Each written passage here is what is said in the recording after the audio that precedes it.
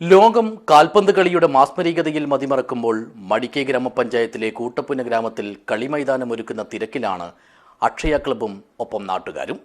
കയ്യെത്തും ദൂരത്താണ് ഇപ്പോൾ ഇവരുടെ ചിരകാല സ്വപ്നം. This news sponsored by Bobby Chamanur International Jewelers, traditionally trusted for 162 years. ഒട്ടേറെ കായിക താരങ്ങളെ വാർത്തെടുത്ത മണ്ണാണ് മടിക്കൈ ബംഗളത്തിലേത്. ദേശീയ വനിതാ ഫുട്ബോൾ താരം മാളവിക 2024 കേരളത്തിലെ മികച്ച ഫുട്ബോൾ കളിക്കാരിയായി തിരഞ്ഞെടുക്കപ്പെട്ട ആര്യശ്രീ, മടിക്കയിൽ നിന്നുള്ള ആദ്യ സന്തോഷ് ട്രോഫി ടീമംഗവും വനിതാ ഫുട്ബോൾ കോച്ചുമായ നിതീഷ് ബംഗളം, ഇന്ത്യൻ ഫുട്ബോൾ ലീഗിൽ വിവിധ ക്ലബ്ബുകൾക്ക് വേണ്ടി ഗോൾ വലക്കാത്ത മിർഷാദ് തുടങ്ങി നിരവധിയായ കായിക താരങ്ങൾ കാൽപന്ത് കളിയുടെ ബാലപാഠങ്ങൾ പഠിച്ചത് ബംഗളം സ്കൂൾ ഗ്രൗണ്ടിൽ നിന്നും സമീപ പ്രദേശങ്ങളിലെ ഒഴിഞ്ഞുകിടന്ന സ്ഥലങ്ങളിൽ നിന്നുമായിരുന്നു. എന്നാൽ ഇവരടക്കമുള്ളവർ കളിച്ചു വളർന്ന സ്ഥലങ്ങൾ പലതും കാലാന്തരത്തിൽ കെട്ടിടങ്ങൾക്ക് വഴിമാറിയതോടെയാണ് വരും തലമുറയ്ക്കായി ഒരു കളിസ്ഥലമൊരുക്കണമെന്ന ആശയവുമായി കൂട്ടപ്പുന്ന അക്ഷയ ക്ലബിൻ്റെ പ്രവർത്തകർ മുന്നോട്ട് വന്നത്. ഇതിനുവേണ്ടി ക്ലബ്ബ് തന്നെ മുൻകൈയെടുത്ത് നാട്ടുകാരുടെ യോഗവും വിളിച്ചു. യോഗത്തിലെത്തിയവരെല്ലാം ക്ലബിൻ്റെ തീരുമാനത്തിന് പരിപൂർണ പിന്തുണ നൽകിയതിന് പിന്നാലെ തന്നെ എല്ലാവരും ഒത്തുചേർന്ന് ലക്ഷ്യം നേടിയെടുക്കാനായി രംഗത്തിറങ്ങുകയും ചെയ്തിരുന്നു. നമ്മുടെ നാട്ടിൽ പൊതുവായിട്ട് കളിസ്ഥലം ഇല്ലാത്തത് കൊണ്ട് ക്ലബ്ബ് ഒരു തീരുമാനമെടുത്തു, നമുക്ക് നാട്ടിൽ എന്തായാലും കളിസ്ഥലം വേണമെന്നുള്ളത്. ജനകീയ കൂട്ടായ്മയിലൂടെയാണ് ഇപ്പോൾ നമ്മൾ ഈ ഗ്രൗണ്ട് നിർമ്മിക്കുന്നത്. നമ്മുടെ നാട്ടിൽ ഒരുപടി താരങ്ങൾ, ഒട്ടനവധി താരങ്ങൾ നമ്മുടെ നാട്ടിൽ ദേശീയ തലത്തിലൊക്കെ മാളവിക, അതുപോലെ തന്നെ അഞ്ചിത തുടങ്ങിയ ദേശീയ താരങ്ങളൊക്കെ നമ്മുടെ നാട്ടിൽ കളിച്ചു വന്ന മണ്ണാണിത്. അതുകൊണ്ട് നമ്മുടെ നാട്ടിൽ പൊതുവായിട്ട് കളിസ്ഥലമില്ല, അപ്പോൾ സ്കൂളിൽ കളിക്കാൻ പറ്റുന്നില്ല. അപ്പോൾ അതുകൊണ്ട് നമ്മുടെ ജനകീയ കൂട്ടായ്മയുടെ അക്ഷയ ക്ലബ്ബ് ഏറ്റെടുത്തുകൊണ്ട് ഗ്രൗണ്ട് നിർമ്മിക്കുന്ന തിരക്കാണ് ഇപ്പോൾ നമ്മളെല്ലാവരും. ഏകദേശം ഗ്രൗണ്ടിൻ്റെ പണി ഏകദേശം പൂർത്തിയായിട്ടുണ്ട്. ഇതിന് വേണ്ട സാമ്പത്തികം നമ്മൾ 80% ചെലവാണ് നമ്മളിപ്പോൾ ഇവിടെ എടുത്തിട്ടുള്ളത്. ഒരു വ്യക്തിയോട് നമ്മൾ സ്ഥലം വാങ്ങിയാണ്. അപ്പോൾ അതിന് ഏകദേശം 40 ലക്ഷം രൂപ ചെലവഴിച്ചിട്ടാണ് ഇപ്പോൾ നമ്മൾ ഗ്രൗണ്ട് ഉണ്ടാക്കുന്നത്. അപ്പോൾ നമ്മുടെ നാട് കഴിഞ്ഞാൽ ഇപ്പോൾ അത്രമേലും ആവേശത്താണ് ഈ ഗ്രൗണ്ട് ഉണ്ടാക്കാൻ വേണ്ടി നാടൊന്നാകെ ഇതിൻ്റെ പേരിൽ പ്രവർത്തിക്കാൻ. ഇപ്പോൾ ഒരാഴ്ച എല്ലാ ആഴ്ചയും നമ്മൾ ചെറിയ നിശ്ചാമത്തിൽ കൂടി നടത്തുന്നുണ്ട്.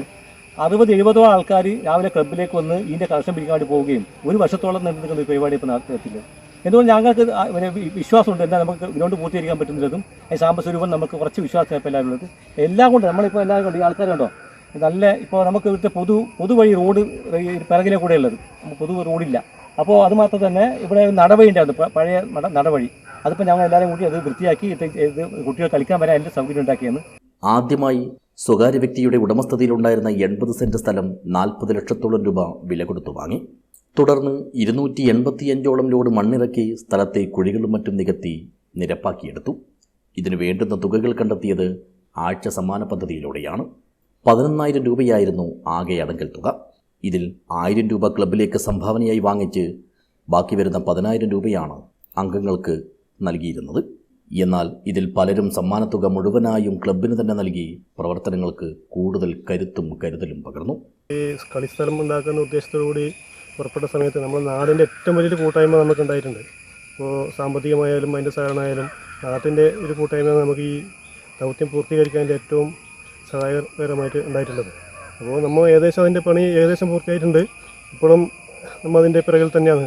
നല്ല ഒരു ഗ്രൗണ്ടും അതുപോലെ അതിൻ്റെ ഭൗതിക സാഹചര്യം മെച്ചപ്പെടുത്തി പോകണം നമുക്ക് ഭാവിയിലേക്കുള്ള ഒരു ചിന്താഗതി കൂടി നമുക്കുണ്ട്. അപ്പോൾ അത് ഏറ്റവും നന്നായി ചെയ്യാൻ വേണ്ടിയിട്ട് ശ്രമത്തിലാണ് നമ്മളിപ്പോൾ ഉള്ളത്.